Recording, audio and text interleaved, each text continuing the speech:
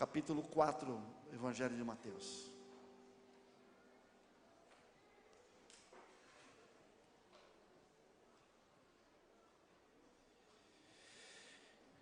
Eu vou ler o texto, vou estudar o texto com vocês e vou fazer as aplicações do texto na nossa vida. E quero terminar a mensagem dessa manhã contando um dos testemunhos mais fortes que eu já vivi na minha vida. Capítulo 4, Mateus diz a seguir: foi Jesus levado pelo Espírito Santo ao deserto, para ser tentado pelo inimigo de Deus. Depois de jejuar 40 dias e 40 noites, Jesus teve fome. Então o tentador, o inimigo de Deus, aproximando-se de Jesus, disse: se és filho de Deus, manda que essas pedras se transformem em pães. Jesus, porém, respondeu: está escrito, não só de pão viverá o homem, mas de toda palavra que procede da boca de Deus. Então o inimigo de Deus levou Jesus à cidade santa, colocou-o sobre o pináculo do templo e lhe disse: se és filho de Deus, atira-te abaixo, porque está escrito, aos seus anjos ordenará a teu respeito, e eles te sustentarão nas suas mãos, para não tropeçares em alguma pedra. Jesus lhe respondeu: também está escrito, não tentarás o Senhor teu Deus. Levou ainda o inimigo a um monte muito alto, mostrou-lhe todos os reinos do mundo e a glória deles. E lhe disse: tudo isso te darei, se prostrado me adorares. Então Jesus lhe ordenou: retira-te de mim, porque está escrito, ao Senhor teu Deus adorarás, e só a Ele darás culto. Com isso o inimigo de Deus o deixou, e eis que vieram anjos e o serviram. Vamos parar por aqui. Eu sei que para aqueles que estudam a Bíblia ou que estão começando a estudar a Bíblia, alguns assuntos da Bíblia parecem um pouco forte demais. Falarmos na existência de Deus, na existência de Jesus, do Espírito Santo, não é algo para muitos tão simples de entender. Eu, por exemplo, até os 20 anos, eu nunca havia estudado a Bíblia. Eu não entendia nem quem era Jesus. Eu usava um crucifixo, eu tinha um crucifixo na minha cama, eu respeitava muito, mas eu não entendia porque Jesus estava ali na cruz. Aliás, eu não entendia nem que Jesus era um personagem real. Não tinha noção de quem era o Espírito Santo. Aliás, nem havia ouvido falar do Espírito Santo. Só conhecia Deus. Desde pequeno minha mãe me dizia: filho, nunca durma sem falar com Deus. Nunca durma sem agradecer a Deus. E parecia que eu tinha a impressão que minha mãe lia meus pensamentos, porque eu pensava: deixa eu orar, porque minha mãe vai saber se eu não orei. Mas aos poucos, na medida em que fui aprendendo a falar com Deus, comecei a perceber que eu precisava de alguém fora daqui. Foi só aos 20 anos que eu descobri a palavra de Deus. Descobri quem era Jesus. Descobri que era um ser real. Porque eu comecei a ler os textos de Jesus e eu pensava assim: se esse Jesus fosse um personagem real, ele seria um ser humano extraordinário. E como eu fiquei feliz quando de alguma maneira Deus me mostrou que ele existia. E eu descobri que nós temos um único Deus, formado por 3 pessoas: o Deus Pai, o Deus Filho e o Deus Espírito Santo. Mas aí então fui descobrir um outro personagem,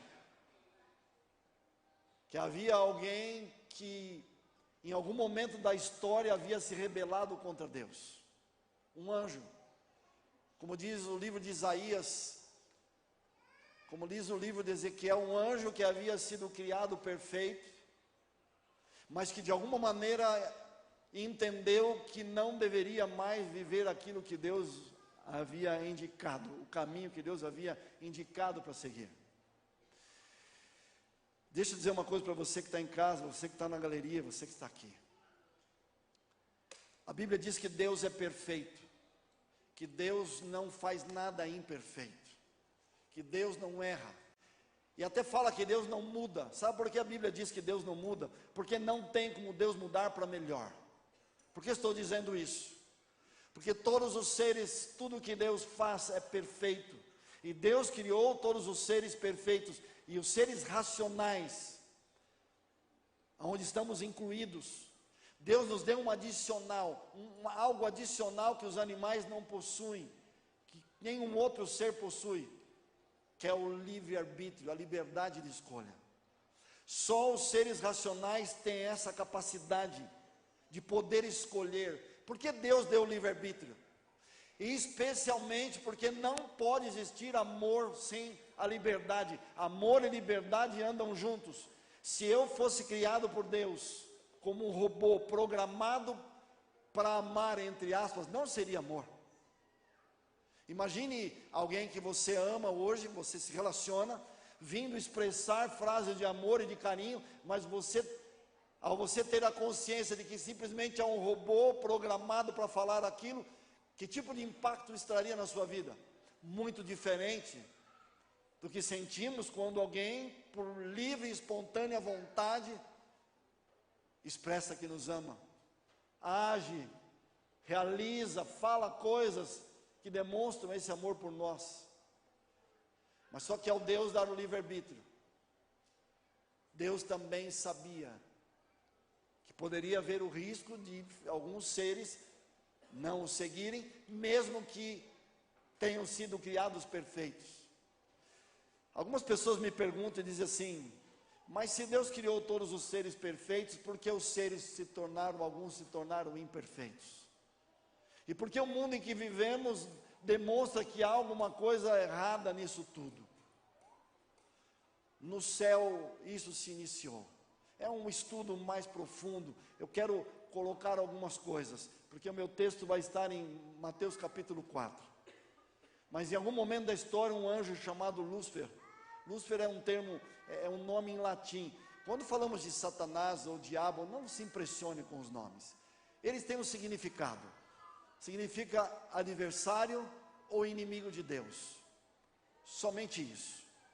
Quando eu citar esses nomes, justamente são nomes que Lúcifer, um anjo de luz, recebeu ao entender que ele não seguiria mais aquilo que Deus havia pedido. Por que Deus criou leis? Quando eu era novo também, não entendia a Bíblia. Eu pensava que as religiões, eu pensava que a Bíblia era um livro desenvolvido, elaborado por pessoas, para limitar o ser humano, para controlar o ser humano, para fazer com que o ser humano vivesse com a cabeça fechada, limitada.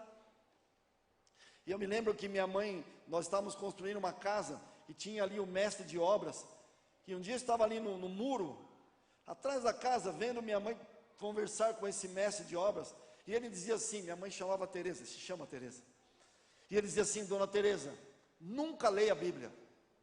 Eu nem sabia o que era a Bíblia direito, mas eu lembro. E a minha mãe dizia assim: por quê? Chamava Vicente esse mestre. Porque a Bíblia é um livro que tem coisas terríveis. Que tem coisas terríveis. E eu lembro que eu era criança e pensei: que coisas terríveis devem ser essas? Eu que nunca vou ler esse livro. E eu pensava nessa limitação. E quando comecei a estudar a Bíblia, quantos preconceitos eu tinha. Deus teve que trabalhar no meu coração para eu entender que Ele tinha algo para mim, que não deveria ser simplesmente deduzido de forma subjetiva, mas que deveria ser entendido ao estudar aquilo que Ele havia inspirado cerca de 40 homens a escreverem os 66 livros que a Bíblia é composta. Nós temos 39 livros no Antigo Testamento, 27 livros no Novo Testamento. A Bíblia tem 1189 capítulos. O Antigo Testamento foi escrito antes de Jesus ter vindo à Terra, e os 27 depois que Ele veio. E comecei a entender que havia uma verdade, e uma verdade que, ao ser entendida, vivida, praticada, faria de mim um ser humano melhor. A verdade, alguns dizem no pós-modernismo que a verdade é subjetiva, que cada um tem a sua verdade. É claro que temos que respeitar as pessoas, é claro que temos que entender as pessoas que pensam diferente. Mas deixa eu te dizer uma coisa: Deus me deu o direito, escuta bem o que eu vou te dizer. Deus deu para você que está em casa, Deus deu para você que está aqui em cima e aqui embaixo, para nós, o direito de nós escolhermos e decidirmos, o livre-arbítrio. Ele nos deu isso. Só que Deus não nos deu uma coisa, e alguns não entendem isso. Deus não nos deu o direito de decidirmos quais serão os resultados, as consequências das nossas decisões. Eu não posso determinar, vou forçar um exemplo aqui, me permitam. Eu não posso comer vidro e determinar que o vidro não me fala bem. Deus me diz: não coma vidro, não criei você para comer isso, o vidro não foi feito para ser alimento. Mas eu digo: não, eu tenho livre-arbítrio, eu faço o que quero e resolvo comer o vidro de alguma maneira, eu amasso, enfim, não importa. Eu não posso determinar que ele não me faça mal. E quando Deus me diz: vá por esse caminho, siga por aqui, Ele conhece minha estrutura. Vocês sabem que a neurociência divide o ser humano em 4 áreas. A Bíblia divide em 3, porque ela une 2 deles. Nós somos divididos em 4 áreas: o aspecto físico, o cérebro tem 2 partes, a parte racional, a parte emocional, e nós temos a 4ª área, espiritual. A Bíblia chama de a mente, ela une o emocional e o racional. Lembram quando fala de Jesus? Jesus crescia, Lucas 2, em estatura, sabedoria e graça. Estatura, físico; graça, espiritual; sabedoria, mente, lado racional e emocional. Antigamente muito se falava de QI, hoje também se fala de QE, coeficiente emocional. Hoje os palestrantes que falam de inteligência emocional estão ensinando como o ser humano deve agir, para não só ter inteligência, mas para saber gerenciar as emoções. Que muitas vezes um ser humano inteligente, se ele não sabe gerenciar as emoções, ele acaba estragando a sua vida. Então Deus nos deu o livre-arbítrio para nós usarmos e utilizarmos, mas Ele não nos deu o poder de determinarmos o resultado.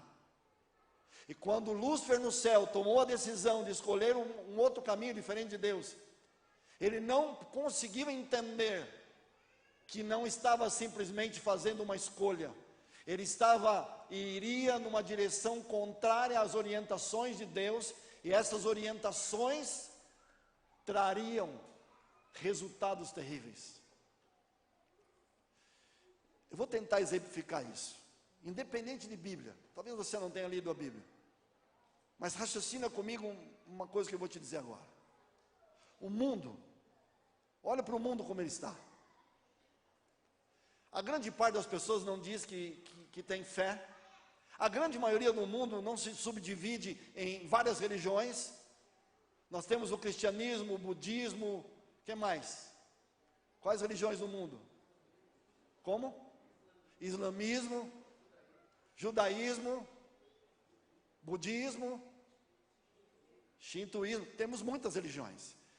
Independente de todos serem cristãos ou não, todos de alguma maneira buscam a Deus ou ao seu Deus da sua maneira, não é isso? Se todos buscam, se todos creem em algo, tem pessoas que matam os outros pela religião que têm, porque defendem o que pensam. Vocês estão comigo nesse raciocínio? Não é assim? Estou errado? Se é assim, por que o mundo está como está? Por quê? Por que as pessoas continuam se matando? Por que as pessoas continuam roubando, mentindo, enganando? Estou errado nisso? Uma vez fui comprar um brinquedo para minha filha. Chego numa loja. Quanto é esse brinquedo? Vou inventar aqui um valor. 300. Isso aconteceu mesmo, mas o valor que não me lembro, estou colocando aqui no exemplo. 300. Eu digo: o senhor não pode fazer um desconto? Senhor, estamos no limite. Não temos como fazer um desconto. Tá bom, aguarda. Foi na outra loja. Quanto é o mesmo brinquedo? 200. 200. O senhor pode fazer um desconto? Senhor, estamos no limite. A terceira loja, 150. Estamos no limite. As pessoas vivem, nós não sabemos hoje, vivemos no mundo, você está vivendo no mesmo mundo que eu vivo, onde as pessoas que nós conversamos não sabemos exatamente o quanto elas estão dizendo a verdade, o quanto as pessoas são quem nós desejamos que sejam. Querem ver 3 mandamentos? 3 mandamentos, só para a gente entender se o mundo segue a Deus ou não. Não matarás, não furtarás, e não dirás falso testemunho, a não mentir. 3 mandamentos. Se o mundo não matasse, não roubasse e não mentisse, como seria o mundo? Melhor? Imagine você sair nas ruas sem ter medo de ser roubado, morto, e se você conversasse com todas as pessoas e ninguém mentisse, o mundo seria melhor ou não? Dá para entender que só por 3, existem 10 mandamentos e outros ensinamentos de Deus, estou citando 3, se o mundo seguisse só 3, já teríamos um mundo diferente. Dá para entender com esse exemplo, independente de Bíblia, dá para entender que com 3 mandamentos o mundo já seria outro, e dá para entender que apesar de todos terem religião, alguma coisa está errada, alguma coisa está errada. Será que estou errado no meu raciocínio? Jesus tinha um objetivo, quando esse anjo mau no céu, ele leva 1/3 dos seres chamados anjos. Se você estudar a Bíblia, você vai reconhecer um outro grupo, que eu aprendi quando comecei a estudar a Bíblia, quando eu tinha 20 anos, eu descobri que Deus tem seres chamados anjos. Esses anjos têm classes, têm subdivisões, existem algumas divisões, e esse anjo chamado Lúcifer, ele era um anjo que vivia na presença de Deus, ele vivia perto de Deus, era o principal anjo criado por Deus. O seu nome Lúcifer não veio por vir, havia uma capacidade mental extraordinária dada por Deus para ele, mas como eu disse, ele acabou levando, segundo o livro do Apocalipse, que é um dos livros da Bíblia, o último livro, acabou levando 1/3 de seres angelicais para se posicionarem do lado dele. E a proposta dele era que todos os seres pudessem seguir o seu raciocínio, pudessem seguir aquilo que ele entendia que traria benefícios para os seres criados. Agora, deixa eu te falar uma coisa, olha aqui para mim, por favor. Às vezes as pessoas pensam, e eu já pensei assim, eu não estou criticando quem pensa. Queridos, eu não critico ninguém, porque eu já vivi tantas coisas. Quantas coisas já fiz sem saber o que estava fazendo, por não conhecer a palavra de Deus. Todos nós somos iguais. Mas uma das coisas que eu pensava é que eu poderia nessa terra viver e tomar algumas posições neutras. Eu pensava, esse assunto não quero me envolver, esse assunto não quero participar. Vocês estão pensando assim, mas eu prefiro não votar, eu prefiro não escolher, eu prefiro não tomar partido. Durante muito tempo pensei na minha vida que eu poderia simplesmente não me envolver com uma série de coisas, até que eu entendi que nesse mundo não tem um terceiro caminho, não existe o caminho neutro. A Bíblia diz que existe o bem e o mal, a verdade e a inverdade, o caminho estreito, o caminho largo. Há um simbolismo num texto bíblico que fala de caminho estreito, caminho largo, o caminho estreito de Deus, o largo não de Deus. Existe a luz e as trevas. A gente vive num mundo que não tem 3 caminhos. Não dá para a gente mentir um pouquinho e dizer não é verdade. Se você mentir um pouquinho já é mentira. Mas é mentira branca, é mentira neutra, é mentira. Eu só bebi um pouquinho, bebeu. Eu só menti um pouquinho, roubei um pouquinho. Não existe um pouquinho. Ou estamos de um lado, ou estamos de outro lado. A Bíblia é muito clara, e a gente não precisa nem de Bíblia para pensar isso. E quando nós que vivemos nessa terra, se nós não entendemos isso, muitas vezes vamos vivendo a vida, imaginando que podemos viver num caminho neutro, sem nos posicionarmos diante de situações que vêm a nós, e tentamos viver de uma forma ilusoriamente, se posso usar essa palavra, se é que ela existe, num caminho que estamos pensando que estamos sendo até superiores. Jesus uma vez, ele fez um sermão tão forte, que as pessoas começaram a ir embora, e só ficaram os discípulos. E Jesus sabia dos dois caminhos, que existiam somente dois caminhos.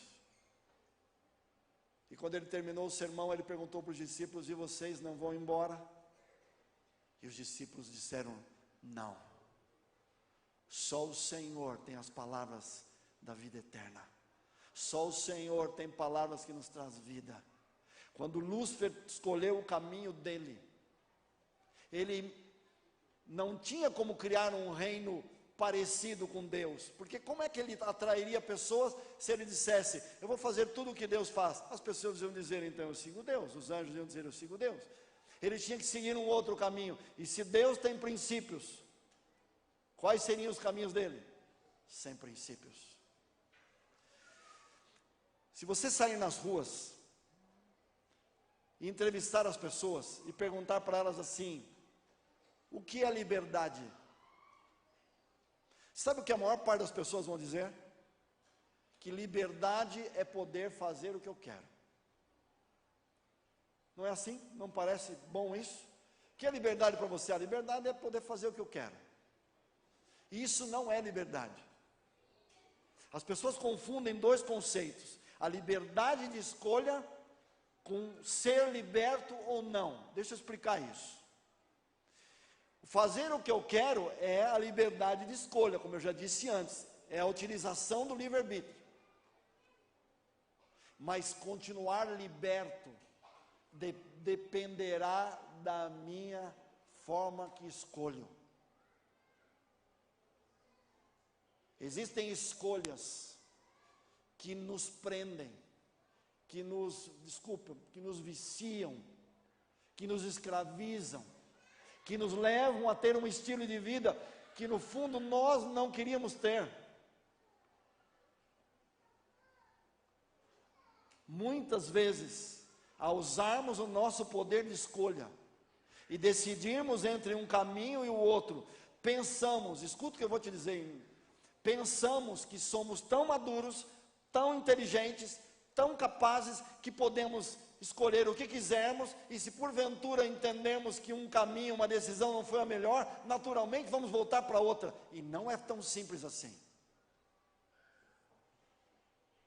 Será que você nessa manhã já não fez escolhas e que hoje não consegue se libertar de algo que afeta você, que você não quer que aconteça, não quer que se repita, não quer que continue, mas a primeira vez que você fez era só uma curiosidade, era só para ver como era só para experimentar. E hoje você se vê preso a um hábito, a uma escolha, a um resultado que no fundo você não queria.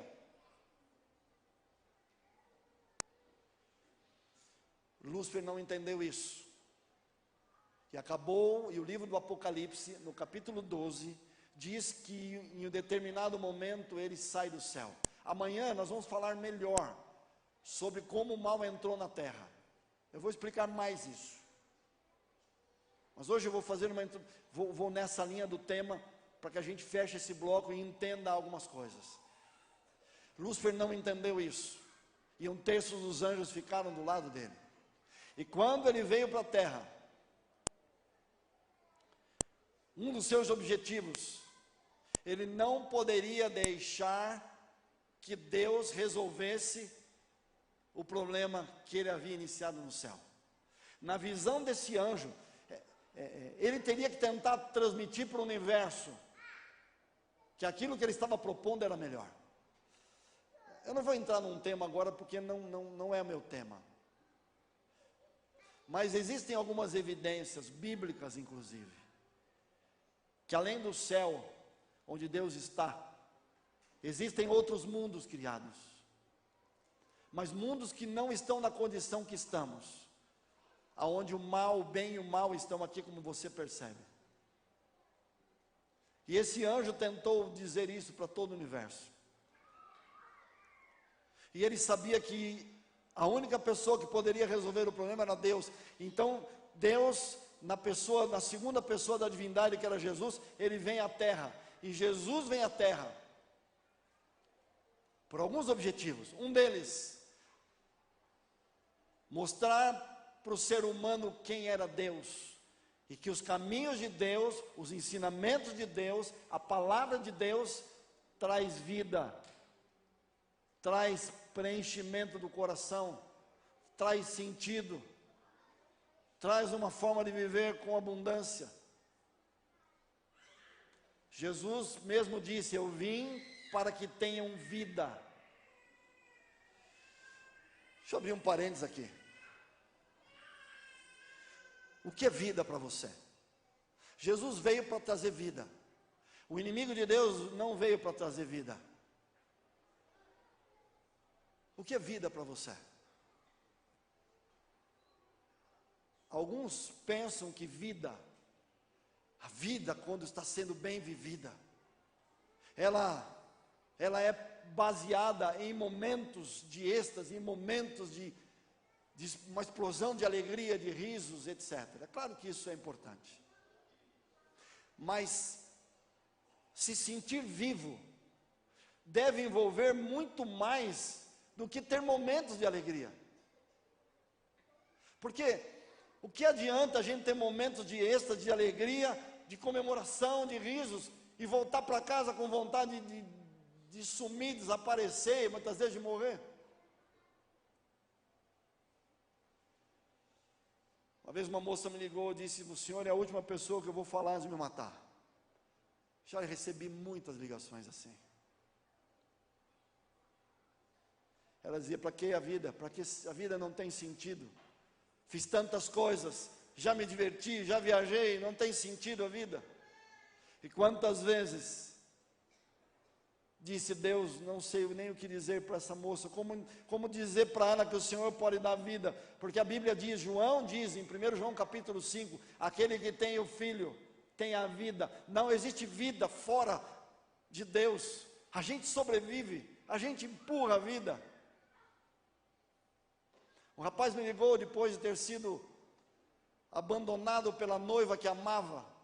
Ele dizia: não aguento mais. Era um pintor de quadros, um homem bem sucedido, que ele me dizia: estou aqui envolvido, um homem inteligente, um homem com uma mente extraordinária, estou aqui acabei de utilizar drogas para acalmar a minha mente, porque eu quero me matar, mas antes de me matar eu lembrei de você. Eu tinha visto ele uma vez.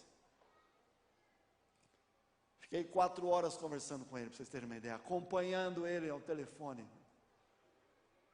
Para quando terminasse a ligação, ele me disse: nem os efeitos das drogas eu estou sentindo, e Deus me deu paz de novo.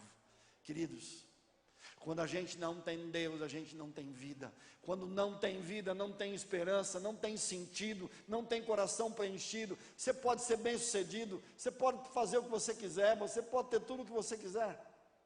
Eu trabalhei muitos anos no mundo empresarial, eu convivi com grandes homens, grandes empresários, grandes presidentes, pessoas com nível acadêmico extraordinário, um nível de experiência, expertise maravilhosa. E quantas vezes, depois que eles me conheciam, e no final de um dia, eles me chamavam para conversar, e muitos deles diziam: tenho tudo, tenho status, tenho poder, tenho dinheiro, faço o que quero, mas preciso beber para esquecer o mal-estar que eu sinto. Me falta algo, eu não sei dizer o que é. Não tem como ter vida sem Deus, entende isso?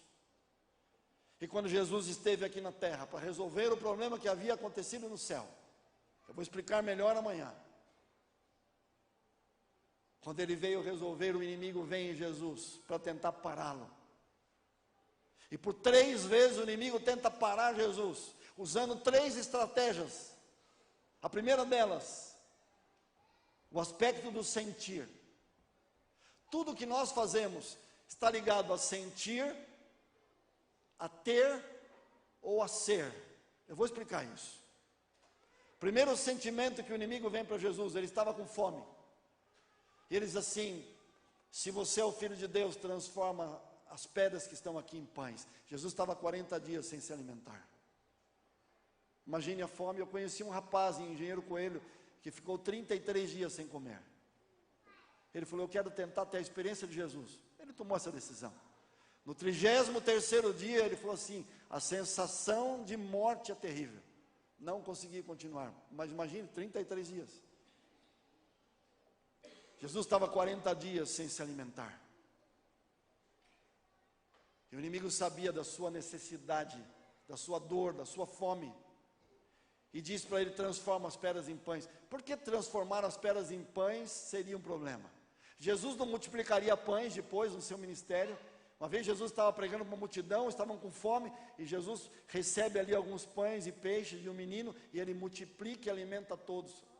Por que ali não havia um problema e agora sim? Porque uma das razões pelas quais Jesus veio a essa terra era para mostrar para todos os seres humanos e para o universo que pessoas, ao andarem com Deus, ao andarem com Cristo, receberão dele o poder para viverem a verdade, para andarem na verdade, para conhecerem a verdade. Queridos, Deus quebra os nossos preconceitos. Quando eu comecei a ler a Bíblia, eu não entendia nada. Eu não gostava de ler. Mas eu aprendi uma coisa, que quando Deus me pede algo, é porque Ele vai me ajudar a gostar daquilo que Ele pediu. Porque algumas pessoas pensam assim: Deus me pede coisa, vou ter que ficar me controlando. Uma vez eu estava numa igreja, um menino estava no primeiro banco. Ele era fanático por jogar bola, ele gostava, como eu sempre gostei de jogar bola. Um fanatismo positivo, no sentido de gostar muito. Não no sentido negativo da palavra. E ele falou assim para mim: estou aqui, eu nem era pastor ainda, mas eu pregava. Ele disse assim: estou aqui morrendo de vontade de jogar bola, eu queria estar jogando bola. Eu disse para ele assim: não tem problema que você está pensando isso, você gosta, é o teu hobby, é o teu prazer, é a tua... Eu havia jogado futebol dos 7 aos 21 anos. Eu falei para ele: mas fala para Deus que você está com vontade. Às vezes a gente fica se segurando. A minha mulher, quando descobriu que eu era cristão, e ela disse: o que eu vou ter que parar de fazer agora se eu me tornar uma cristã? E eu disse: fala para Deus. Porque Deus, queridos, pode mudar até nossa herança genética, quanto mais características adquiridas. Deixa eu ilustrar isso com uma experiência bem simples. Uma vez me disseram que comer arroz integral era bom. E eu sempre fui ligado à saúde, eu faço esporte desde os 7 anos. E falaram para mim que arroz integral era bom. E eu fui conhecer esse tal de arroz integral. O Roger deve conhecer desde que nasceu, porque nasceu num lar cristão, não é, Roger? Eu não nasci num lar assim que tinha esse foco de cuidar da saúde. Então eu entrei num restaurante vegetariano sozinho, e aí eu olhei para o arroz integral e pensei, já achei uma coisa estranha, a cor, o jeito, mas eu falei assim: se isso é bom para mim, eu vou tentar comer. E eu coloquei no prato com toda a vontade, né, imagine. E eu pus o primeiro bocado na boca. Quando eu coloquei na boca, eu pensei: parece alpiste. Como é que eu vou gostar desse negócio? Mas eu falei para Deus assim: mas se isso aqui for bom para mim, me faz gostar. E hoje eu como os dois arroz, mas hoje eu gosto muito de arroz integral. Queridos, Deus pode mudar um gosto simples desse. Por que não pode mudar coisas maiores? Entende isso? O inimigo de Deus tentou a Jesus na área do sentimento. Jesus não poderia transformar pedras em pães, porque ele usaria o poder divino dele, e ele não poderia usar os poderes divinos dele, porque ele era 100% Deus, 100% homem. Ele tinha que, como homem, mostrar que era possível, na dependência de Deus, continuar fiel, continuar andando com Deus, independente se a sua necessidade, se o seu sentir fosse forte. Deus estava em primeiro. Depois o inimigo tenta no segundo momento, no aspecto do ser. O inimigo leva no alto do pináculo do templo e diz assim: você não é o filho de Deus? Então pula daqui, porque o Salmo 91, já que você está usando a Bíblia, diz que Deus vai dar uma ordem para proteger você. E Jesus sabia que Deus nos protege sim, mas a gente não pode entrar em situações que vão nos levar a uma situação difícil. Uma vez estava andando comigo na rua, estávamos indo a pé para a casa dele, era tarde da noite, fomos passar por uma rua muito escura, e eu falei para ele: amigo, essa rua é muito escura, é inseguro passar por aqui, vamos pelo caminho um pouquinho maior, mas tem luz, é iluminado. Ele falou: não se preocupa, olha para trás. Eu olhei e falou: você viu quem? Os 2 anjos que estão com a gente. Eu falei assim: espera aí, os anjos estão com a gente, mas não é por isso que eu vou pular do prédio de 30 andares e não pegar elevador, não é? É por isso que eu vou atravessar quando o farol está verde. E Jesus disse: não tentarás o Senhor teu Deus. A gente não tem que se colocar em situações, mas o inimigo de Deus estava tentando dizer para Jesus, ele não ganhou Jesus no sentimento, agora deixa eu ganhar Jesus, você é o Filho de Deus, o ser. E Jesus diz: não tentarás o Senhor teu Deus. E agora ele vem no terceiro aspecto, no ter. Se você se prostrar, eu vou te dar tudo. Você não precisa passar pela cruz. E Jesus o repreende e o expulsa. Para pensar comigo. Todos os nossos erros e tentações vêm em função de nós realizarmos alguma coisa que vai nos dar sentimentos prazerosos, que vai nos dar a obtenção de algo no ter, ou vai nos levar a algum tipo de posição para sermos algo que não precisaríamos ser se estivéssemos com Deus. O mesmo raciocínio é utilizado e Jesus os venceu. E se Jesus os venceu, é porque a gente pode vencer. Quem é você nessa manhã? Há quanto tempo você está tentando vencer? E o tempo passa, a vida passa, você olha para o lado, parece que está todo mundo vencendo, todo mundo acertando, todo mundo conseguindo, e você não consegue. Olha para a tua vida e pensa: por que comigo não dá certo? Eu quero terminar contando um testemunho. Um dos testemunhos mais fortes da minha vida.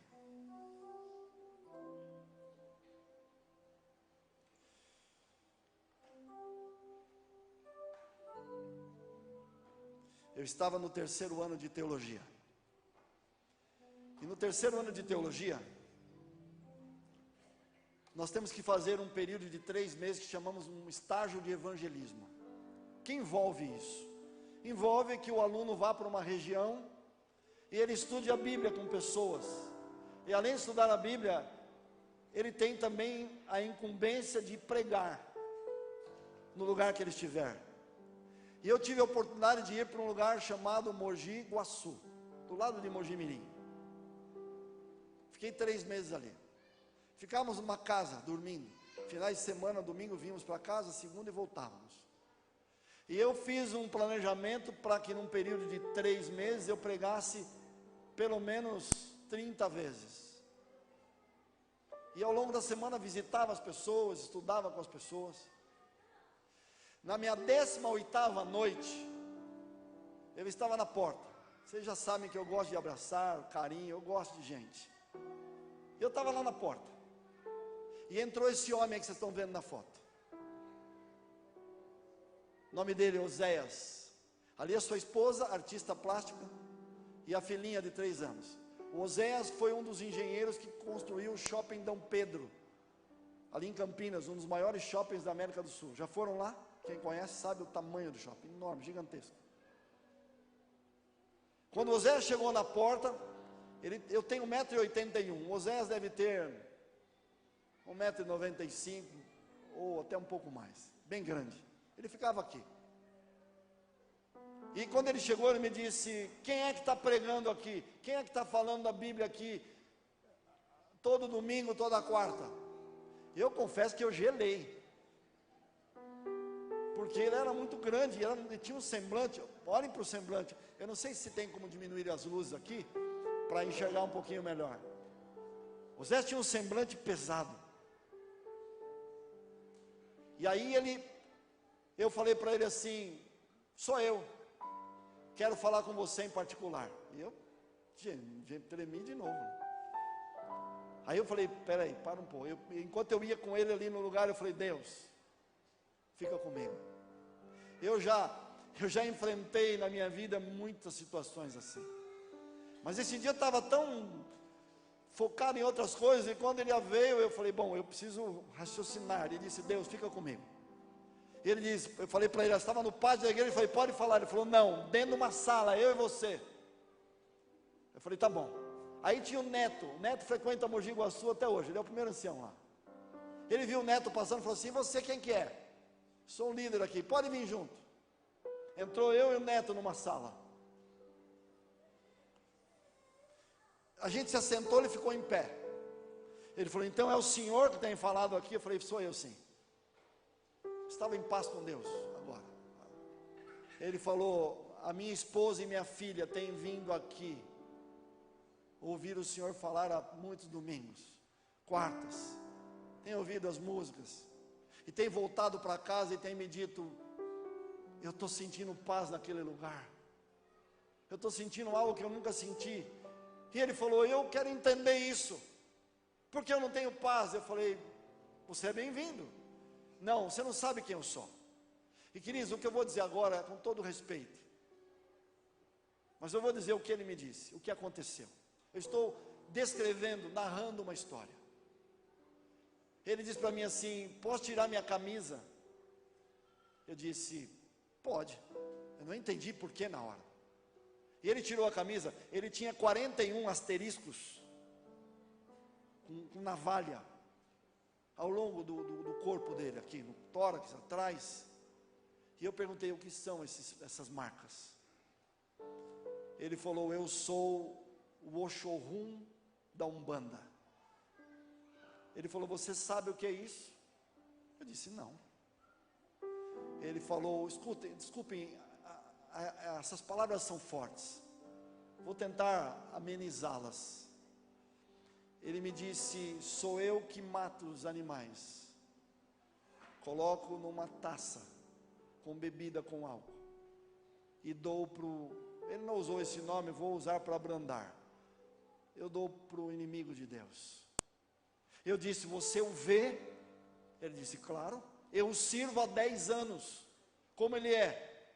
Alto, loiro, olhos, não sei se azul ou verde, não me lembro exatamente, mas não eram castanhos. Uma beleza que não tem na terra, ele disse.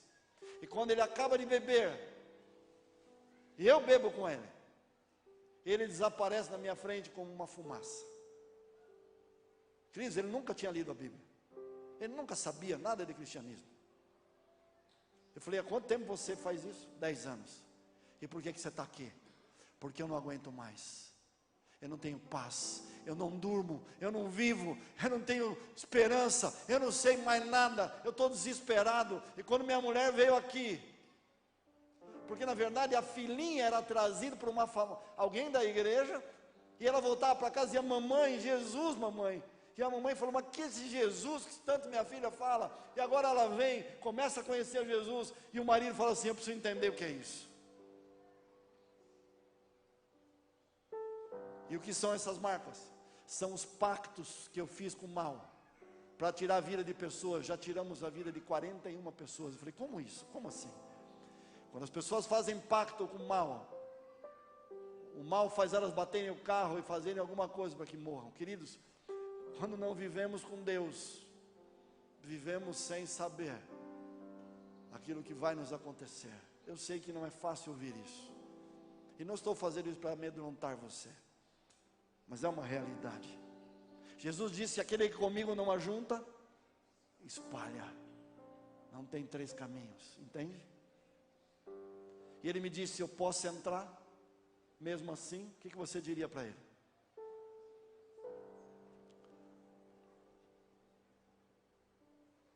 Claro que você pode entrar. Levantei e dei um abraço nele. Ele começou a ir à igreja. As pregações continuaram. O pastor Raimundo Gonçalves, um amigo, começou a fazer umas últimas noites. Deixa eu tentar mostrar para onde eu aqui, coloco aqui. É para vocês? Eu acho que não está passando. Aí. Não sei se vocês conseguem ver o Oséias aqui sentado com a esposa no segundo banco. Acho que é aqui. Podem passar vocês, não tem problema. Vai passando. No Oséias de novo. Estão vendo o Oséias no apelo? Eu vou dizendo para vocês na medida em que queira passar. Ali o Oséias de novo com a esposa vindo nos apelos. Pode passar. Pode deixar aqui um pouco. Uma vez o Oséias falou assim: pastor, na verdade eu pregava quarta, sexta e domingo. Ele falava assim: pastor, eu tenho tanta paz quando venho aqui, quando venho estudar a Bíblia, quando eu ouço as músicas, está me fazendo tão bem. O senhor não pode ir em casa todo dia? Vai na minha casa falar de Deus para mim todo dia. Eu falei: Oséias, vamos fazer um acordo? Você vem 3, eu vou 4 lá. Ele falou: fechado. Queridos, eu ia na casa dele. Ele morava num sítio. E quando eu entrava na casa dele, o portão era automático. Primeiro eu passava por um caminho assim, num matagal bem fechado. Entrava na casa dele, portão automático fechava. Ele tinha 8 cachorros. E eu tenho um receio um pouquinho de cachorro. Eu já fui mordido. Aí entrava, ele enorme. E ele dizia: bem-vindo. E quando eu começava a estudar a Bíblia com ele, quantas vezes os olhos dele começaram a virar, porque ele ia ser dominado pelo mal. Que eu punha a mão nele e falava assim: Oséias. E ele chacoalhava a cabeça e dizia: pastor, estou aqui. E comecei a estudar a Bíblia com ele. O neto foi comigo algumas vezes, e a gente começou a estudar a Bíblia. E ele dizia: pastor, acelera os estudos, eu preciso saber mais. Quantas vezes chegava lá 8 da noite, saía 2 da manhã. Imagine, 6 horas dentro da Bíblia. Eu queria ir embora, eu falava: não vai embora. Quando o senhor vai embora, eu fico mal, eu não durmo. Falei: Oséias, 6 horas estudando, amanhã tem mais. Fui explicar a origem do mal para ele. Ele falou assim: eu sei da origem do mal. Como você sabe? Porque o inimigo de Deus me contou. E ele falou que ele foi injustiçado no céu. Estudando, ele vinha na pregação, ia na casa dele, chegou uma hora, o Espírito Santo começou a mudar a vida desse homem, dessa mulher. Eu ficava na casa dele o tempo inteiro em comunhão, era algo sobrenatural, era algo desafiador. Mas nas últimas vezes eu chegava na casa dele, quando ele me recebia, ele me deitava no peito dele, punha a mão na minha cabeça e dizia assim para mim: pastor, eu nem era pastor ainda, mas ele me chamava de pastor. Como eu gosto quando o senhor vem aqui. Mas chegou um dia que o Oséias tinha estudado tudo, e a gente fez apelo para ele: Oséias, está na hora de você se batizar. Por que a gente batiza pessoas? Não é para pertencer à igreja somente. Deus estabeleceu essa cerimônia, como estabeleceu a do casamento, para unir. No casamento você é unido por Deus com o seu cônjuge. No batismo é uma outra cerimônia, aonde você é unido com Deus, através dessa cerimônia. Então ali dentro do tanque, eu me posiciono de que lado eu estou nesse grande conflito entre o bem e o mal. É ali no batismo que eu me posiciono, que eu quero Jesus na minha vida, que eu quero a Bíblia, que eu quero seguir a palavra de Deus. É ali que a Bíblia chama de novo nascimento. A gente nasce, olha para mim, deixa eu te dizer isso. A gente nasce com uma inclinação não para Deus.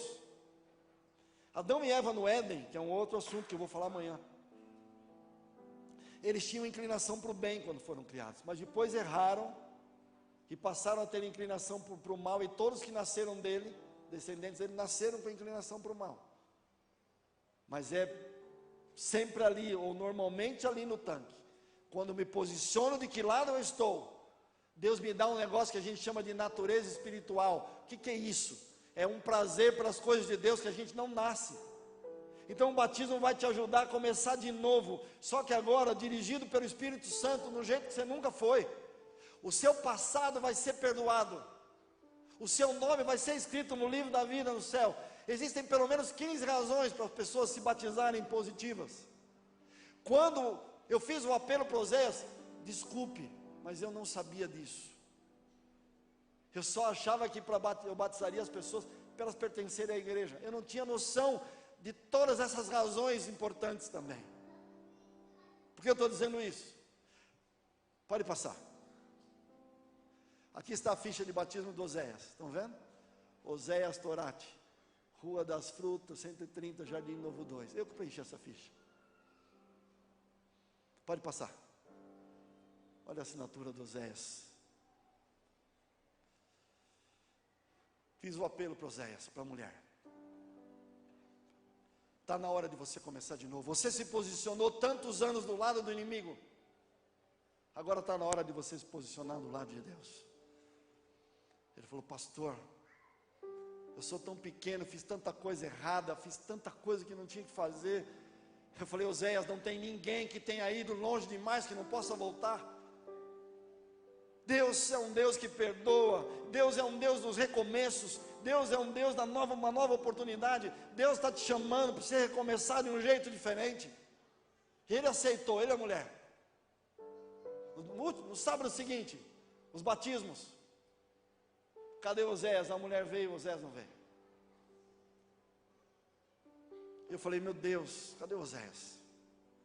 A mulher disse: pastor, o pai dele não estava muito bem e ele não veio.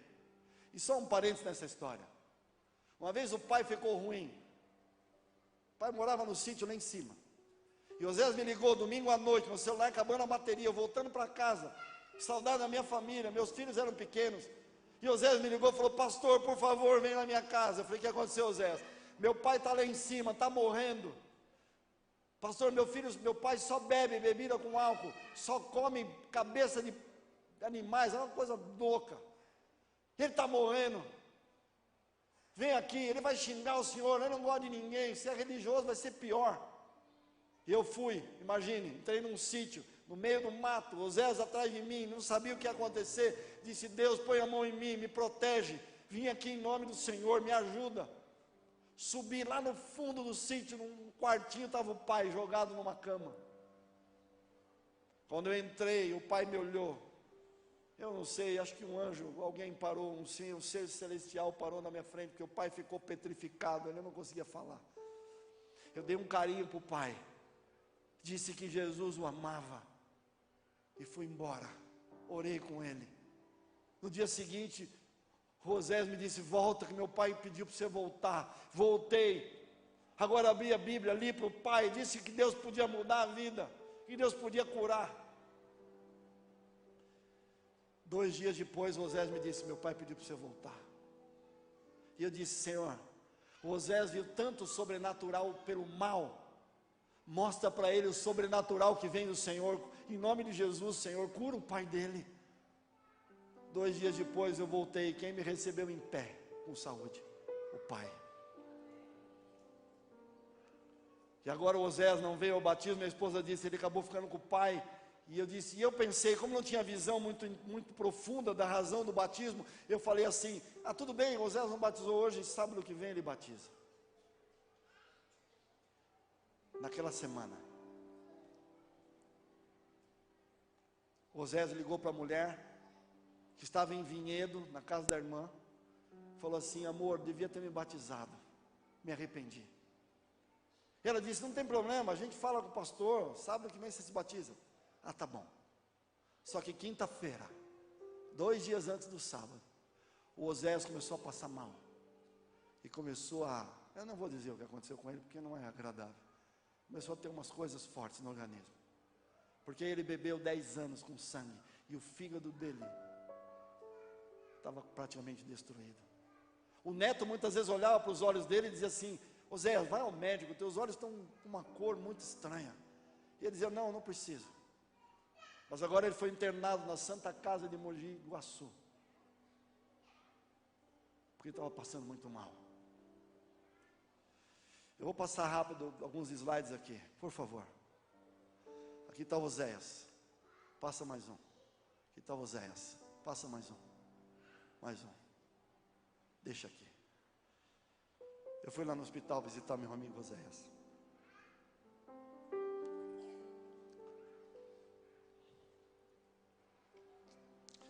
Não dava mais para falar com ele. Ele estava assim, em coma.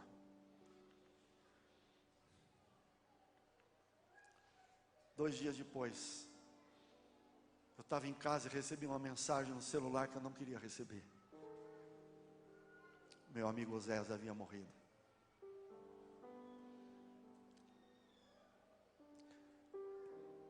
E eu disse: Deus, por quê? Por que eu não fui na casa dele? Por que eu não larguei tudo e não arrastei o Oséias ali para o dia do batismo?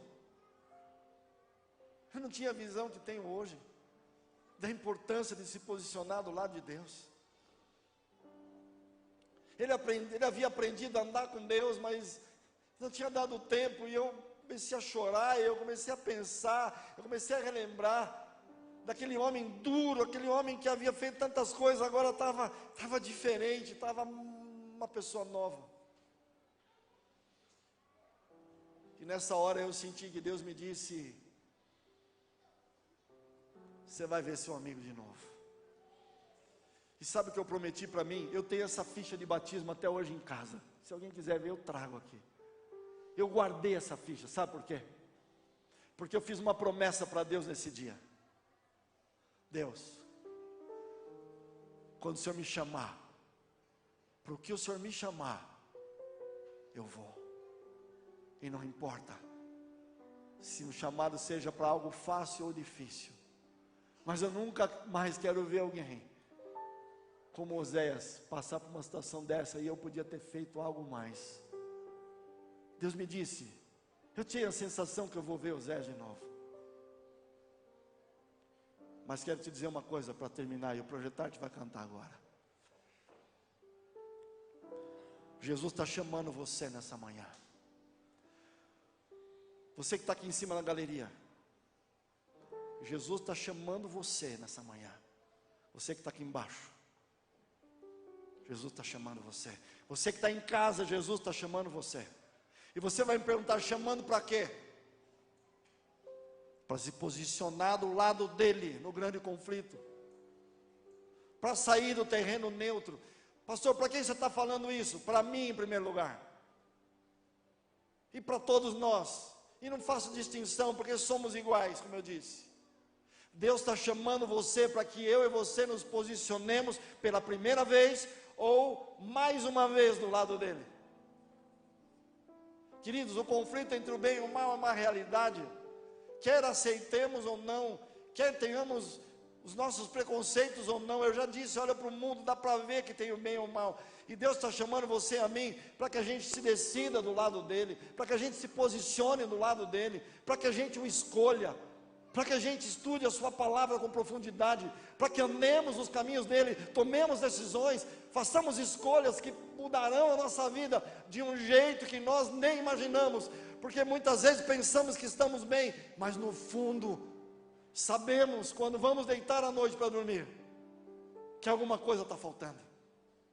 Eu sei muito bem disso, 20 anos chorando, sem ter Deus de uma maneira maior, eu sei exatamente o que é estar dos dois lados. Queria terminar fazendo um apelo. Meu apelo vai ser bem específico nessa manhã. E você tem a liberdade de escolher, aceitá-lo ou não. Há alguém aqui, aí em cima, e se você quiser descer, porque eu vou chamar você aqui à frente, eu vou esperar você. Há alguém que está sendo pressionado pelo mal, em algum aspecto da vida, que não tem conseguido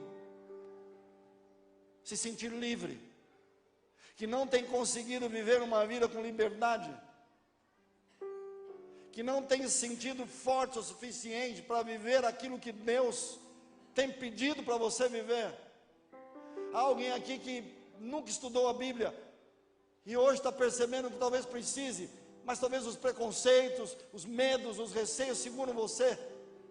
Será que há alguém aqui que que sabe que tem que dar passo na direção de Deus, quem sabe se batizar já e tomar uma decisão ao lado dele, como eu disse, pelas razões que citei, e tem adiado.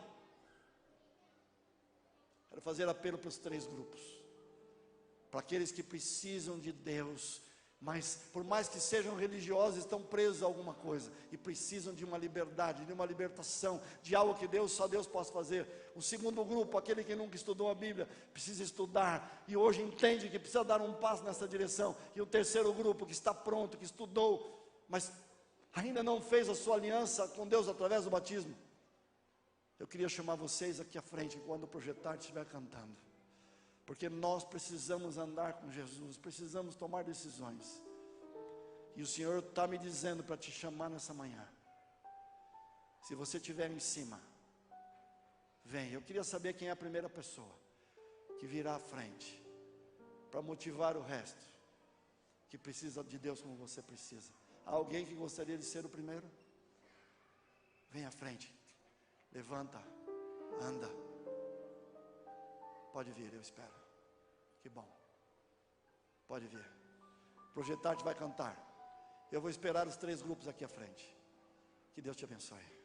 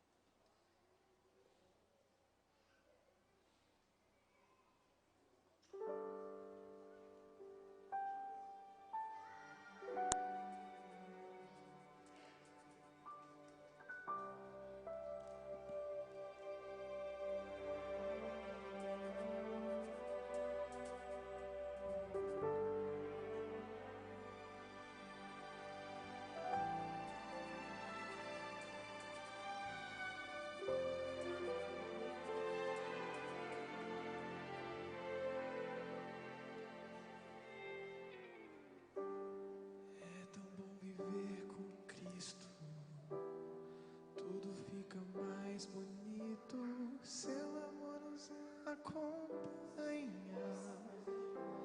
sua paz inunda todo ser, todo sonho que vivemos pode ser realidade com Jesus em nossa vida. Seremos fontes da verdade com a força do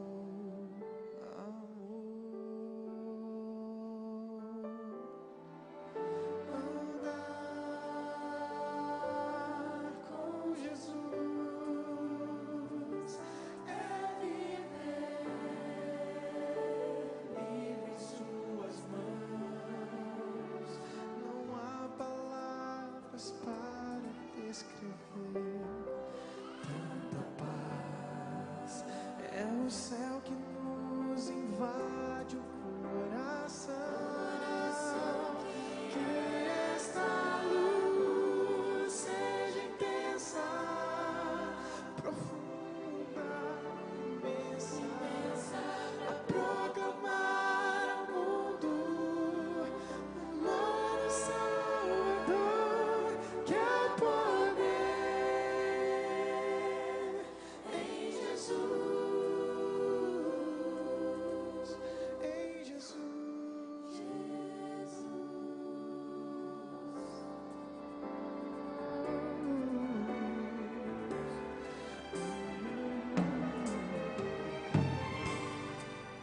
Pode transformar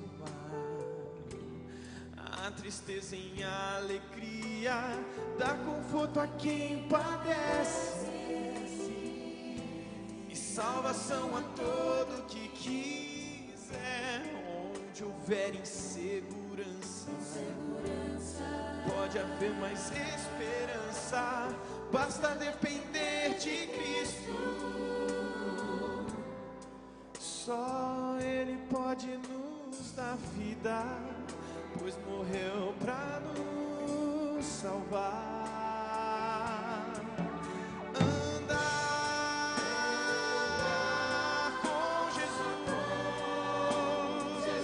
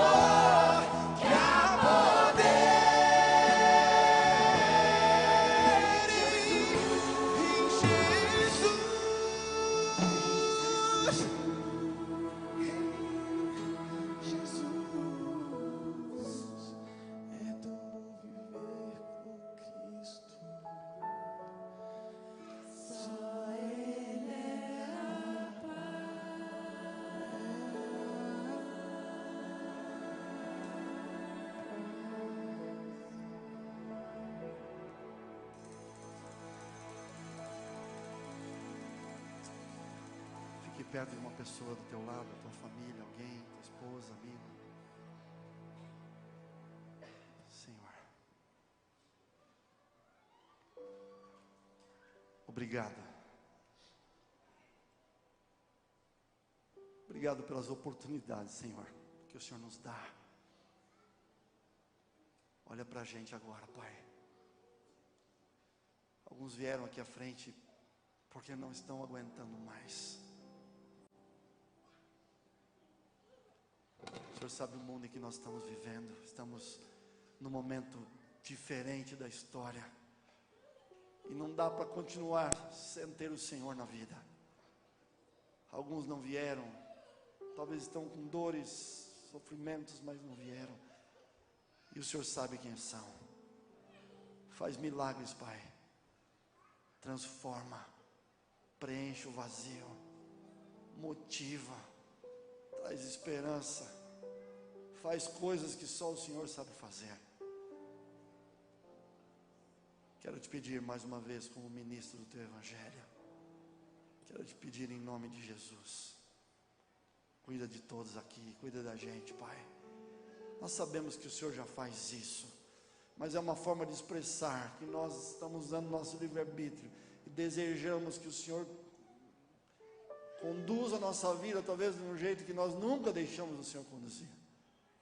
Alguns estão aqui, talvez pela primeira vez. Motiva-os a estudarem a Bíblia. Alguns estão a passos de uma decisão já. Pelo batismo, ajude esses também. E aqueles que já, de alguma maneira, já fizeram isso, que hoje entenderam que precisam de uma libertação vinda do Senhor, Espírito Santo. O Senhor é a terceira pessoa da divindade, o Senhor é Deus, o Senhor faz isso. Muda a vida, muda o coração, faz aquilo que precisa ser feito. Obrigado por essa manhã. Obrigado por tudo aquilo que estamos sentindo, tudo aquilo que vivemos, tudo aquilo que entendemos. Obrigado, Senhor Jesus, por ter vencido. E queremos vencer, porque o Senhor venceu. Continua conosco, no nome de Jesus. Cumprimente as pessoas que estão do teu lado, dê palavras de carinho, palavras de motivação.